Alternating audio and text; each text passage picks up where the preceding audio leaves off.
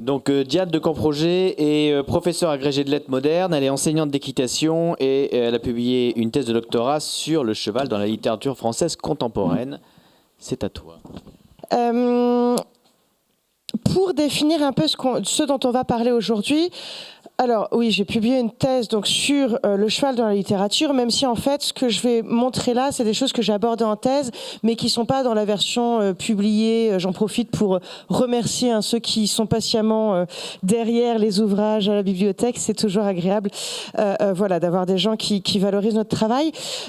Donc là, je vais revenir sur des choses que j'avais commencé à faire en thèse, parce que finalement, malgré l'importance de cette figure dans la littérature, c'est quelque chose qui a été très peu abordé en recherche. Je suis une des seules. Alors, Jean-Louis a énormément publié sur le sujet, pas forcément de manière académique, et tant mieux, d'ailleurs, c'est grâce à ça que ça a été lu, puisque les livres académiques sont quand même beaucoup moins lus que les ouvrages grand public, faut pas se leurrer.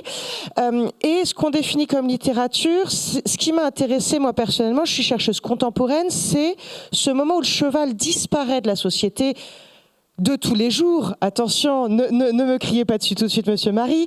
Le moment où le cheval, en fait, disparaît en tout cas de notre quotidien, de notre transport, etc., mais qu'on continue à en parler. Et ce qui m'intéressait comme chercheuse, comme cavalière, comme enseignante, c'était de me dire, mais pourquoi est-ce qu'on continue à être fasciné par le cheval, à utiliser des chevaux pour vendre des pubs Renault et compagnie, alors que finalement, quand on ne passe pas à la porte d'un centre équestre, il est beaucoup moins fréquent dans notre quotidien. J'ai encore des élèves de secondaire qui confondent des porcs et des moutons. Alors, je ne vous rassure pas quant à la connaissance rurale des jeunes générations, en particulier des banlieues périurbaines de Paris. Voilà. Et donc, on peut se poser la question de pourquoi ces représentations du cheval, pourquoi on continue à parler de chevaux. Et donc, ce dont on va parler aujourd'hui, alors challenge accepted, merci Guillaume, on va essayer de parler tout, voilà, de brasser vraiment des époques très larges pour arriver à l'ère contemporaine, pour voir un peu si on peut tirer quand même des éléments communs de cette utilisation du cheval dans la littérature, et donc littérature qui n'est pas de la poésie, qui n'est pas du théâtre et qui n'est pas non plus des traités équestres techniques. Excusez-moi si vous pensiez que j'allais parler de littérature technique équestre, ça ne va pas être le sujet aujourd'hui. Et donc, on va commencer assez tôt, puisqu'on va commencer par les premiers récits. Alors, je suis sûre de dire parfois, merci de votre tolérance, mes collègues historiens. Je ne suis pas historienne, je suis chercheuse en littérature, mais on a quand même des grands récits qui démarrent dans l'Antiquité et qui sont souvent centrés autour de trois types de récits principaux. On va avoir des récits de type poétique, c'est-à-dire des récits en vers qui vont parler de figures symboliques grandement. On va avoir des récits de type historique. Je ne reviens pas sur les récits de conquête. Xénophon, Alexandre est bien mieux placé que moi pour en parler. Et nous avons aussi un autre type de récits qui sont ce qu'on pourrait appeler des théogonies, c'est-à-dire des récits liés au spirituel, au divin, au mythe, qu'ils soient polythéistes, monothéistes, etc. Dans ces différents types de récits, on a ce qu'on pourrait catégoriser. Alors, je m'excuse, le challenge oblige à simplifier et à vulgariser à l'extrême. J'ai rangé ça sous le terme de chevaux magiques, puisque ce sont des chevaux qui finalement ont tous des pouvoirs d'une certaine façon. Premier type de chevaux, alors j'ai essayé d'être à la fois diachronique, c'est ce qu'on appelle l'évolution dans le temps, mais aussi un petit peu diaspatial, je ne sais pas si ce mot existe, mais en tout cas pour essayer de croiser différents espaces. Si on part dans la mythologie indo-iranienne, je suis allée dans les récits les plus lointains, on a plusieurs chevaux magiques comme ça qui ont des formes un peu particulières. Peut-être vous ne les connaissez pas tous. Alors est-ce que ça fait bip? Oui, ça, non, ça, je peux pas pointer. Passons. Vous avez par exemple les Gandharvas qui sont utilisés, qui sont en fait des chevaux divins, enfin mi-dieu, mi-animal, qui retrouvent en fait. Ah si, ça pointe là, pas trop sur le PowerPoint, mais bref. Ce sont des chevaux qui ont déjà, en fait, on arrive déjà à voir le côté poétique du cheval. Le cheval a ensuite souvent été utilisé comme muse dans la poésie, mais dès les Gandharvas, donc on est dans la mythologie indo-iranienne, on se retrouve avec des chevaux comme ça qui ont un rapport à la divinité qui est très présent. On a la même chose aussi dans les grands récits, en fait, de voyage des religions monothéistes. Alors, bouddhisme est parfois considéré comme religion, parfois comme plutôt courant spirituel, donc je ne vais pas m'attarder dessus, mais on retrouve retrouve un cheval qui a fait voyager Siddhartha et qui a été sa monture pour atteindre d'autres royaumes. Tout à l'heure, l'une des questions portait sur la fonction psychopompe du cheval. Donc, littéralement, un psyché, l'âme, et pompe, c'est le passeur. C'est-à-dire qu'on est dans une fonction du cheval qui a ce pouvoir magique de nous faire circuler entre les mondes. C'est-à-dire qu'il arrive à nous amener dans l'enfer comme il arrive à nous soulever dans le paradis. C'est Platon qui parlait de l'âme humaine comme d'une âme tirée par deux chevaux. Soit elle s'élève, soit elle descend aux enfers. Et donc, on a toujours cette espèce de rapport au cheval qui peut nous élever ou au contraire nous faire tomber, littéralement pour les cavaliers qui sont dans cette salle, ou métaphoriquement. On a aussi un autre type de chevaux magiques, ce sont les chevaux du Ferghana. Alors, il continue à être l'inspiration, je pense que c'est Mauvigné dans son récit continué, qui parle des chevaux du Ferghana. Alors, il va jusqu'à leur imaginer qu'ils transpirent du sang. Ces chevaux, donc, qu'on pourrait considérer comme les ancêtres des Akaltékés actuels, étaient des chevaux qui étaient censés avoir des pouvoirs de rapidité, d'immortalité, et qui ont pu faire l'objet de véritables guerre, puisque c'est Alexandre le Grand qui a voulu en capturer 400. Ça a été un empereur chinois qui a fait une guerre pour pouvoir justement avoir la main mise sur ces élevages de chevaux du Ferghana. Donc c'est une vallée orientale d'où les chevaux étaient censés être extrêmement puissants. Alors après, tous les territoires ont ce type de récit, puisque en replongeant dans la littérature ibérique, il semblerait que la vallée du Tage ait aussi donné lieu à des récits similaires, puisque les Portugais considèrent qu'il y a eu des chevaux portugais qui eux aussi étaient magiques, filés comme le vent et faisaient l'envie de tous leurs voisins, évidemment. Ensuite, si bien sûr la mythologie gréco-romaine, elle vous paraît un peu plus proche, puisque on retrouve donc Pégase au milieu, même si il y a d'autres chevaux qui ont pu avoir aussi une importance magique dans la littérature gréco-romaine, avec Poséidon, qui est d'abord le dieu des chevaux, également, mais en plus du dieu de la mer, c'est quand même le père de Pégase, ça c'est quelque chose que beaucoup de gens oublient. D'Arion aussi, de Chrysaor, le double, le frère de Pégase que tout le monde oublie, celui qui naît avec un glaive. Donc on retrouve toujours cette espèce de double signification du cheval.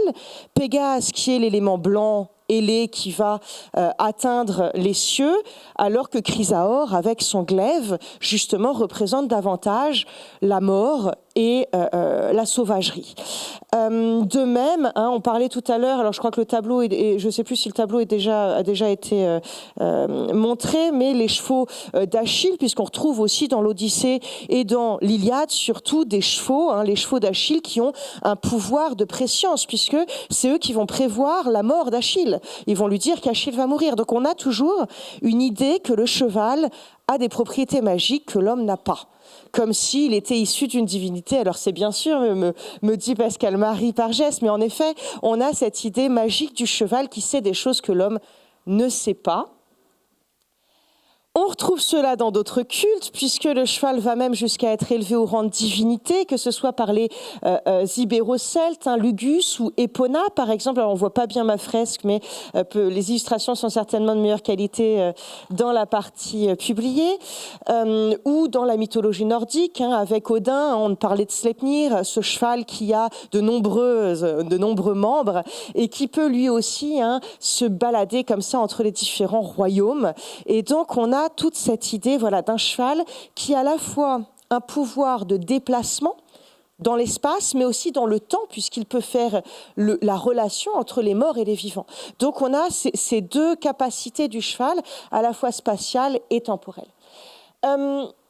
Dans les religions monothéistes, on l'oublie un peu, mais on retrouve souvent le cheval, que ce soit une des premières religions monothéistes, donc avec Mazda parfois assimilé au dieu Mitra également, que vous avez tout à gauche, qui est vu comme un dieu solaire et très représenté sous la forme parfois de chevaux ou montés.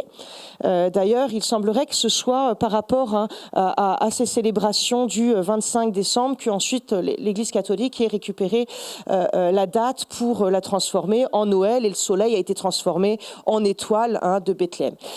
Vous avez bien sûr les 4 cavaliers dont on a parlé tout à l'heure, qui eux aussi finalement montrent à la fois la rédemption, c'est le Rédempteur qui mène le front, avec ensuite d'autres chevaux, que ce soit le rouge qui vient comme Chrysaor finalement représenter la guerre avec son glaive, son épée, le sombre qui vient représenter plutôt la mort, avec le blême qui ferme la marche.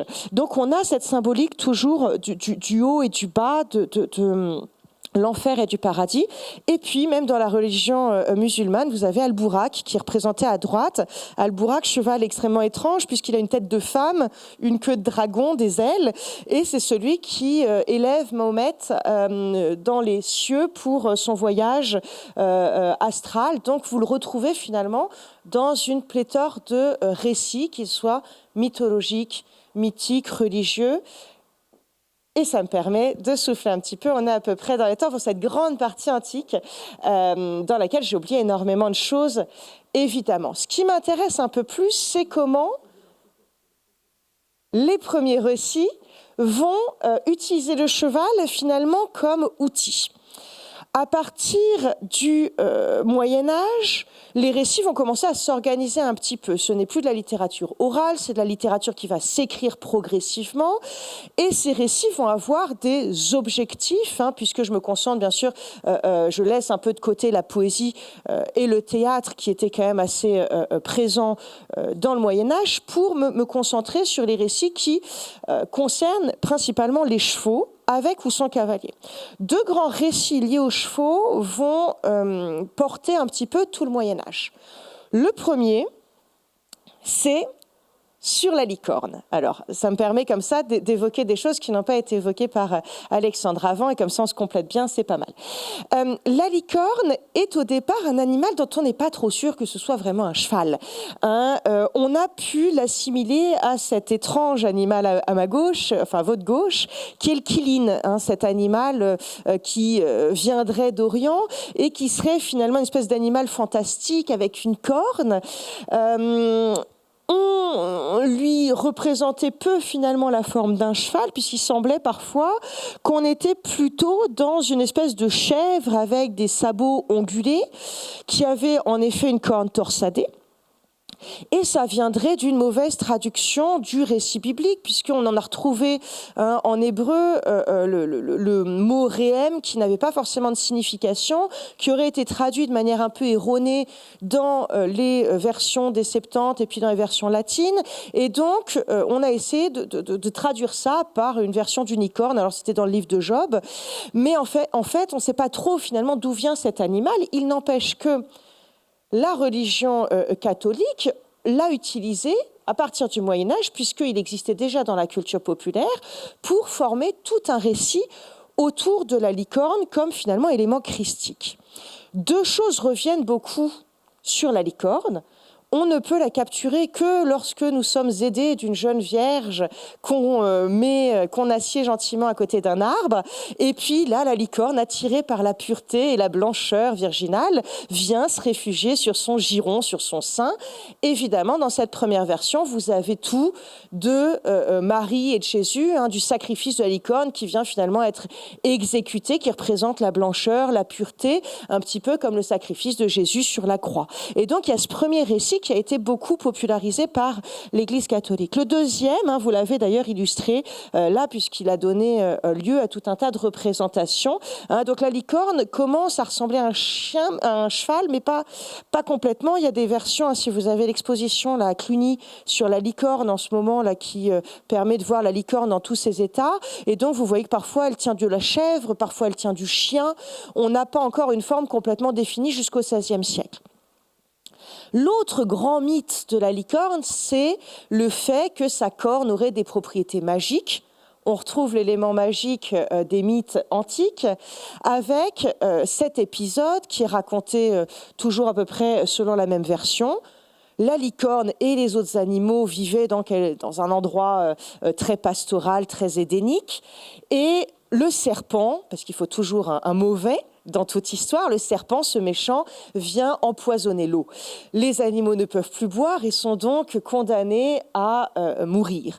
La licorne arrive et avec sa corne vient tracer le signe de croix dans l'eau, ce qui permet de dépolluer l'eau de son venin et de permettre aux animaux de boire à nouveau.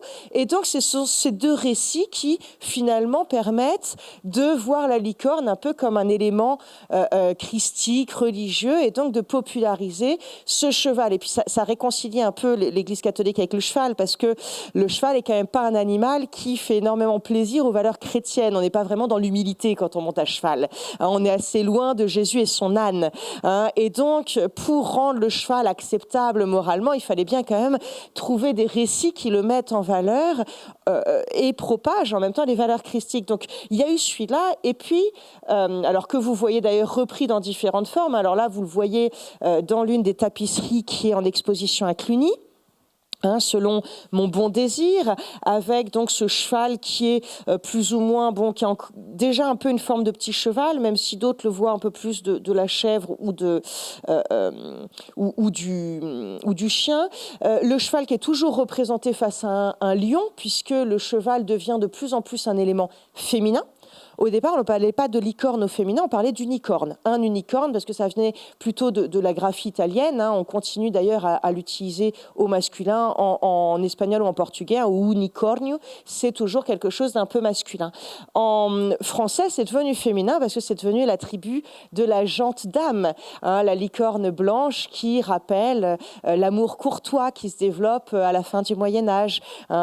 Si vous vous rappelez de vos souvenirs anciens de Ronsard ou du Bellay, on est dans l'idée de la licorne qu'il faut séduire finalement pour pouvoir l'attraper, métaphore de la cour qu'on mène aux dames. Et donc en face se tient toujours le lion, l'élément chevaleresque par excellence, et donc vous avez comme ça cette ambiguïté, enfin cet affrontement de deux figures, l'une féminine, la licorne, et l'autre plutôt masculine, le lion. Licorne qu'on va retrouver ensuite dans tout un tas de contes et de récits populaires, jusqu'à, on parlait tout à l'heure d'Harry Potter, en effet, qui a repris énormément de mythes liés au cheval. On a des licornes d'ailleurs qui sont considérées comme ayant un sang magique dans ces récits populaires, si je ne me trompe pas. Deuxième type de récits qui ont été mis en place pendant l'ère médiévale par particulièrement une volonté politique, religieuse, ça a été celle du destrier de chevalier, puisque en effet, pour faire la guerre, il fallait bien des chevaux à l'époque, et en particulier la guerre qui a été menée contre d'autres religions, je pense aux croisades, était une guerre sainte qui nécessitait un grand renfort d'hommes et de chevaux. Et donc il a fallu rendre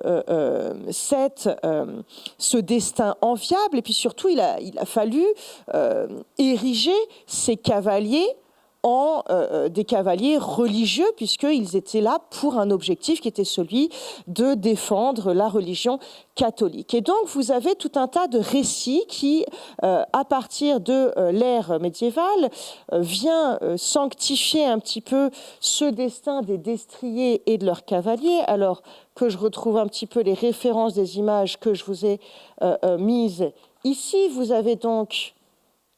Alors, il faut se rappeler que déjà, sous l'ordre sénatorial, déjà dans l'Empire romain, vous aviez deux castes d'excellence. La caste du Sénat, l'ordre sénatorial, et l'ordre équestre. Et donc, on retrouve un petit peu cette qualification de l'aristocratie à cheval pendant le Moyen-Âge, avec, par exemple, donc, il me semble qu'à gauche, c'est Roland avec Veillantif, le cheval qu'il monte, qu'on appelle aussi d'ailleurs bride d'or, ce qui peut d'ailleurs faire penser à Pégase, qu'on attrapait déjà dans l'Antiquité avec une bride en or. Vous avez ensuite Bayard. Bayard, c'est le cheval des 4 fils Aymon, qui est connu aussi pour avoir lui aussi des pouvoirs magiques, puisqu'il a réussi à prévenir ses maîtres qu'il y avait un guet-apens et donc leur sauver la vie. Ce sont des animaux qui sont beaucoup plus que des montures, puisqu'ils ont un vrai rôle d'adjuvant, comme on dit en littérature, mais on reviendra là-dessus après, en tout cas d'aide, d'auxiliaire pour les héros qui les montent. Le troisième et dernier, c'est Guillaume au Cournet, qui apparaît beaucoup dans le XIIe et le XIIIe siècle dans des chansons de gestes qui sont en fait des récits épiques qui viennent relater les faits des guerriers et que vous voyez ici en train de lutter contre un seigneur d'un autre pays avec son cheval Beauchamp, alors qu'on voit parfois appelé Beauchamp. Il y a des graphies qui vont changer un petit peu, même s'il y a toujours quelque chose d'un petit peu symbolique. Maintenant que j'y pense, on parlait du sang des chevaux du Fergana. L'appeler beau sang comme cheval, je peux comprendre peut-être le jeu avec l'étymologie, un sang magique qu'il faudrait aller creuser peut-être davantage. Et donc ces saints, enfin ces destriers de chevaux, ces héros des croisades et des batailles médiévales se sont retrouvés aussi par glissement. On a voulu, d'une certaine manière, les faire accéder à un statut quasi divin. Et comment est-ce qu'on a fait cela? En présentant de nombreux saints à cheval également. Plusieurs saints qui apparaissent à cheval. Alors vous en connaissez, on pourrait refaire le quiz qu'on a vu hier soir au dîner. Alors j'en avais des très bons dans la salle. Vous avez, si vous êtes bon, celui en haut à gauche, vous reconnaîtrez avec la cape. Personne? Saint-Martin, exactement. Alors en bas, terrassant le dragon, le patron des cavaliers, le nôtre, Saint-Georges exactement. Ceux que vous connaissez un peu moins, c'est celui d'en haut à gauche. Alors, je ne me rappelle plus si j'avais voulu mettre Saint-Michel ou Saint-Jacques, parce que Saint-Jacques, vous le connaissez en pèlerin, mais en Espagne, on le connaît comme cavalier. Et comme cavalier pourfendeur de mort, puisque son nom est Saint-Jacques Santiago Matamoros. Et Matamoros, c'est littéralement celui qui tue les morts. Et il y a toute une iconographie espagnole et portugaise qui voit Saint-Jacques pas comme un pèlerin humble, etc., sur les chemins, mais plutôt dans cette position-là, c'est-à-dire le sabre levé, des morts au pied de son cheval et pourfendant à tout va les ennemis de la religion. Et vous avez aussi, alors quelqu'un qui est un peu moins connu, il a beaucoup été peint par celui qu'on nomme le déserteur, qui est en fait un peintre qui avait fui qu'on retrouve dans le Jura. Je n'ai plus le nom m'échappe, et qui peignait beaucoup Saint Maurice d'Agone aussi, comme ça à cheval. On retrouve ces représentations principalement dans les récits de Giono. Giono a beaucoup travaillé sur le déserteur, c'est Charles-Frédéric Brun, si je ne me trompe pas de son vrai nom, et qui peignait énormément de saints, et en particulier, il avait une fixation sur Saint Maurice d'Agone, qu'il représentait comme ça à cheval, lui aussi dans une position extrêmement seigneuriale et belligérante, et pas forcément telle qu'on pourrait l'imaginer actuellement quand on parle des saints. Tout ça pour nous amener, bien sûr, à la partie qui, moi, m'intéresse principalement comme chercheuse en littérature contemporaine, c'est-à-dire les chevaux modernes. Parce que si on retrace un petit peu tout ça, finalement, jusqu'à maintenant, vous l'avez peut-être remarqué, on ne parle pas vraiment des chevaux comme personnages à part entière. Les chevaux, jusqu'à l'ère contemporaine, sont souvent ce qu'on appellerait une métonymique, c'est-à-dire qu'ils viennent représenter un pouvoir magique, une symbolique mythologique, mais finalement, ils n'ont pas forcément de but, si vous voulez, au niveau littéraire, narratologique, à part le fait de servir leur cavalier. Il n'existe pas forcément en soi, mais seulement comme monture de quelqu'un, comme objet d'une quête, dans le cas de la licorne, par exemple, comme auxiliaire dans le cas de ces saints ou de ces cavaliers médiévaux.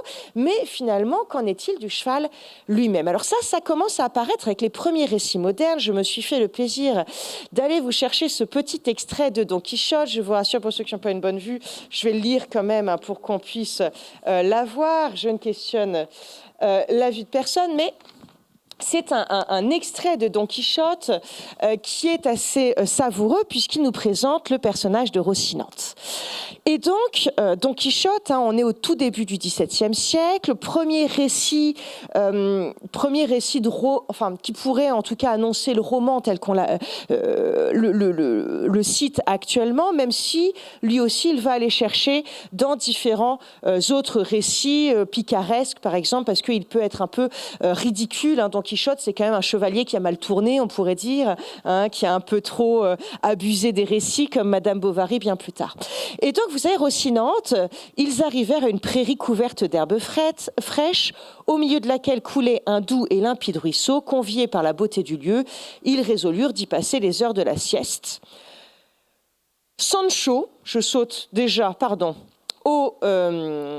au paragraphe qui nous intéresse, Sancho n'avait pas songé à mettre des entraves à Rocinante car il le connaissait pour si bonne personne, si peu enclin au péché de la chair, que toutes les juments des herbages de Cordoue ne lui auraient pas donné la moindre tentation. Et oui, beaucoup pensent que Rocinante est une fille, mais non, ce n'est pas le cas, vous le verrez là, puisque le sort ordonna, et le diable aussi, que justement, il y avait des juments galiciennes, et donc Rocinante sentit tout à coup le désir d'aller folâtrer avec mesdames les juments, et donc il se prend pour un étalon, il va les flairer sans demander la permission au maître. Il prend un petit trot coquet, s'en va leur communiquer son amoureuse envie, c'est très bien écrit. Mais les juments, qui avaient sans doute plus besoin de paître que d'autre chose, le reçurent à coups de pied et à coups de dents, si bien qu'en un moment, elles rompirent les sangles de la selle et le laissèrent tout nu sur le pré. Une autre disgrâce l'attendait, il va finir par se faire taper à coups de bâton par les maîtres des dites juments, et donc finalement Rocinante, le pauvre qui avait un moyen de briller, devient à l'égal de son maître un portrait un peu satirique de quelqu'un qui essaye mais qui n'arrive pas à ses fins. Et donc le cheval commence à devenir un personnage, mais il reste un portrait. Portrait satirique chez Don Quichotte, portrait flatteur dans la littérature du 19e siècle. Alors, je ne vais pas relire Nana, mais là, on avait un extrait de course, par exemple, où Nana... ce personnage d'Émile Zola s'est vu attribuer le même nom à une jument de course. Et donc, quand la jument, la pouliche, va sur l'hippodrome gagner la course, eh bien, toute la foule scande le nom de Nana, et ça permet de se rendre compte qu'elle est elle aussi passée de prostituée à mondaine, et donc elle a finalement réussi son ascension sociale. La jument est donc en fait là pour la mettre en valeur, elle. De même que chez Stendhal, quand on parle à Lucien Leuwen, quand son père lui dit « Écoutez, vous êtes jeune, vous passez pour riche, vous croyez beau sans doute, vous avez au moins un beau cheval », ce qui est à peu près la même chose. C'est-à-dire que si vous êtes moche mais que votre cheval est beau, ça revient au même. Donc on a vraiment ce glissement que finalement le cheval sert toujours le cavalier. Pourtant, on commence à avoir une littérature qui émerge, particulièrement au début du XXe siècle, avec une certaine nostalgie et qui veut donc voir le cheval devenir de plus en plus présent dans les récits. Ça va être sous la perspective rurale. Je pense à Jean Giono, Richard Millet, Paul Vialard aussi, qui a été faire des récits de chasse à courre, par exemple. Certains d'entre vous s'en rappellent certainement. Militaire, avec Paul Morand, Claude Simon, François Nourricier, puisque véritable réalité du cheval dans la guerre. Mondaine, Marcel Proust ou Paul Bourget ont des scènes admirables de relations mondaines et de cours au bois de Boulogne où il fallait avoir tout un tas de codes, aussi bien en termes d'équipage qu'en termes de tenue pour pouvoir prétendre à faire partie de la cour des grands. Et aussi, le cheval, au fur et à mesure, commence à montrer notre évolution de rapport aux animaux. Et je finirai dessus, je sais qu'il me reste que 3 minutes, Guillaume, je me dépêche, sur l'évolution de nos rapports aux animaux, puisque Maupassant commence déjà à s'intéresser sur le cheval qui souffre, le cheval blessé, avec la nouvelle Coco, par exemple, qui apparaît dans certaines anthologies, comme le faisait déjà Tolstoï ou Anne Sewell, et puis un désir d'évasion qui commence à devenir extrêmement flagrant dans tout un tas de récits qui viennent d'apparaître dans les 50 dernières années, avec l'Espagne qu'on retrouve au début, milieu du XXe siècle, chez Ernest Hemingway, par exemple, ou Paul Morand.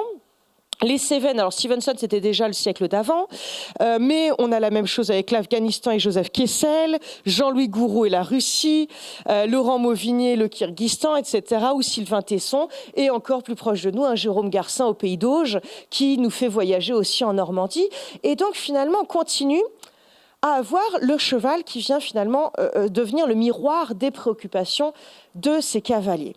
Mais il y a quand même des chevaux personnages, et donc là je vais vous amuser à retrouver le vôtre. J'ai réussi à... Alors bien sûr ce n'est pas exhaustif, mais il y a en tout cas 4 archétypes de chevaux que je trouve assez prégnants dans la littérature, même si je m'arrêterai là-dessus, mais c'est pour pouvoir ensuite alimenter notre réflexion.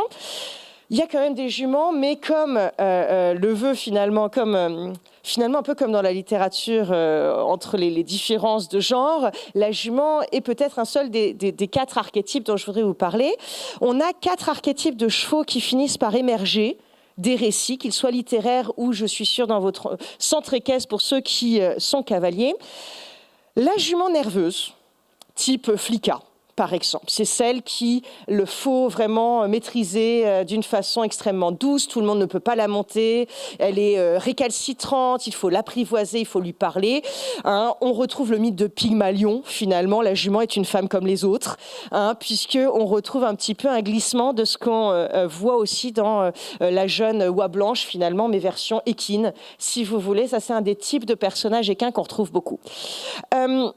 Le cheval, alors je les ai mis là pour pouvoir en fait vous expliquer à quoi ils servent dans le récit. Hein. Donc cette jument nerveuse, elle est à la fois, hein, c'est ma dernière diapo, je te rassure Guillaume, c'est à la fois la quête finalement des personnages, mais c'est souvent aussi le héros des récits. Hein. On pense à Flicka, mais on la retrouve chez Claude Simon, une jument qui refuse de sauter un fossé quand les avions le chargent, ce qui est quand même vraiment pas à propos.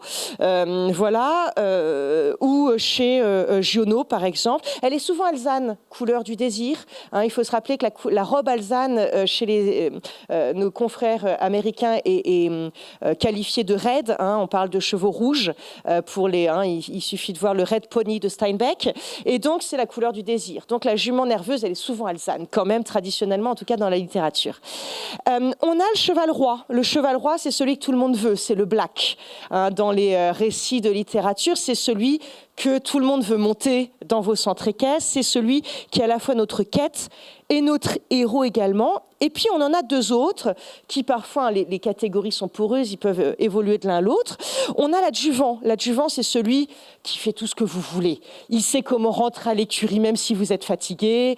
Il vous attend au pré avec ses carottes. C'est celui qui aide Lucky Luke dans ses quêtes, qui rigole avec lui, que vous pourriez presque imaginer, dont vous pourriez presque imaginer entendre la voix qui commande ce que vous faites avec lui. Il y a une relation de complicité avec ce cheval qui émerge beaucoup dans les récits.